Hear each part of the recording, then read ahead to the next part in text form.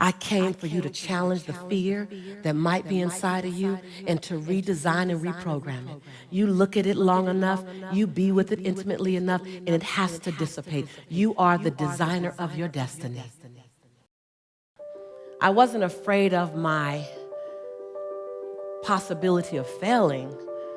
I was afraid that it might work. And no one change, no one transformation happens all at once. So it's not a 180-degree turn. It's not like you have this amazing breakthrough, the ceiling opens up, lights come down, and you hear the angels sing, oh, you are now changed. It just ain't happening like that. It's gonna be in small, needlepoint moves. Make fear your fuel. I stopped by to redefine fear, to redefine it, because fear is an emotion like any other emotion. Fear is an emotion like love, like compassion. Fear is an emotion, we just gave it more power. We just gave it more power. Compassion, oh, that's nice. Fear, ooh. We gave it a meaning. And some of you know you've heard this before, that fear is false evidence appearing real. Fear is just a story, get this, fear is a story that you've told yourself about something that might happen in the future, that you have zero evidence that it will happen, but it's causing a visceral effect in your body. Fear is the willingness to hold concern, question, and doubt in one hand. But courage is the willingness to hold passion in the other. You're waiting to be without fear to jump in. And do you know it's the very fear that will make you so deliciously beautiful at what you're doing? Because you're going to study. You're going to stay up. I've walked the majority of my life with some form of fear inside of me. I've done the majority of the things I've done with some form of fear inside of me. See, when my son was 8 months old and I couldn't afford to put Pampers on him because I didn't have any money to buy Pampers, so I wrapped him in a towel for 2 days. I looked down at my son, riddled with fear, and I made a promise, because before I would hold on to the fear, I was holding on to the passion. I said, Jelani, don't worry. Mommy will never be this broke again. And with a belly full of fear and a heart full of passion, I began to redesign the experience called Lisa Nichols. Yes, yes. So I just stopped by to ask, are you willing to redesign and to up-level the design, the experience called you? What would you do if you knew you couldn't fail? How big would you play if you knew that you can survive any heartbreak, any breakdown, any betrayal? What would you do if the things that you were afraid of you knew were absolutely nothing? They were all opportunities for you to get stronger in your faith, stronger in your resiliency. What would you do? Who would you love? How big would you play? Where would you leap? And the bigger question is, how would the world benefit differently? How would the world benefit differently because who you've decided to be?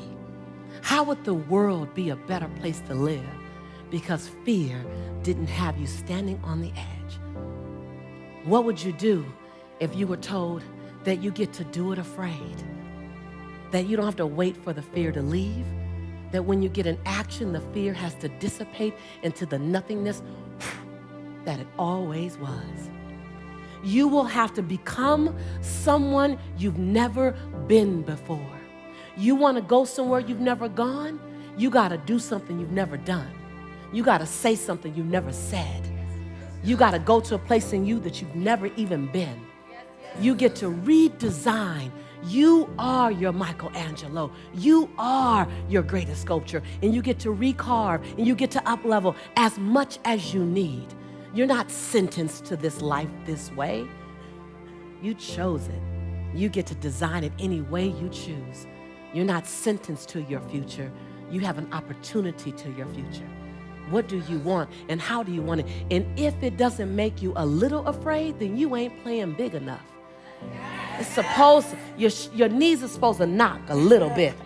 Your teeth are supposed to chatter a little bit. There's supposed to be at least 2 butterflies in your stomach. At least, because if not, you're playing inside your comfort zone. And we mistake the fact that we're supposed to be comfortable 24/7. Well, let me tell you something. Comfortable is equivalent to complacent. I'll choose inconvenience every day, any day, to make a difference on the planet. I was willing to completely die to any form of me that I had been so that I can birth the woman that I was becoming. The reason why a lot of people won't become who they want is because they're too attached to who they've been. And you hear it all the time when people say, I've always been this way. Okay, well, if that's working for you, keep doing that. I knew it wasn't working for me any longer. I had hit my version of rock bottom. So I was willing to let go of everything and everybody.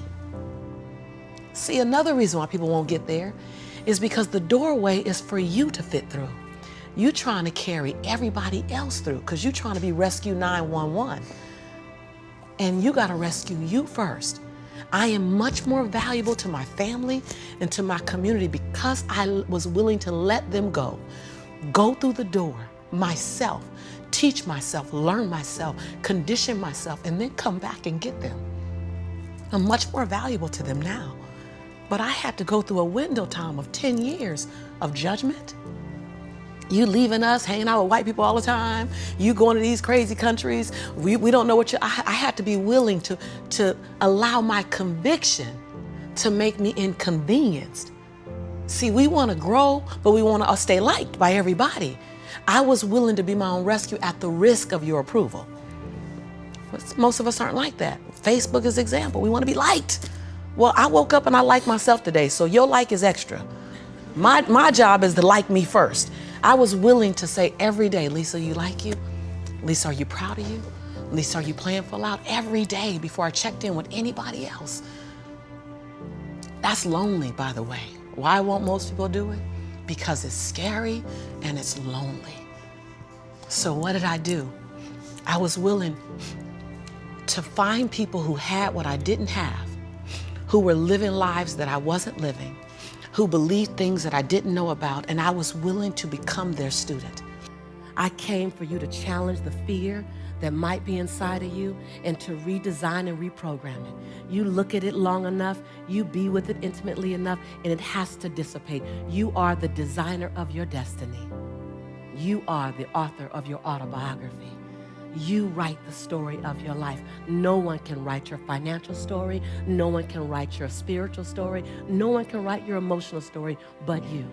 The pen has always been in your hand. The pen has always been in your hand. I say write a story that's going to be damn good to read.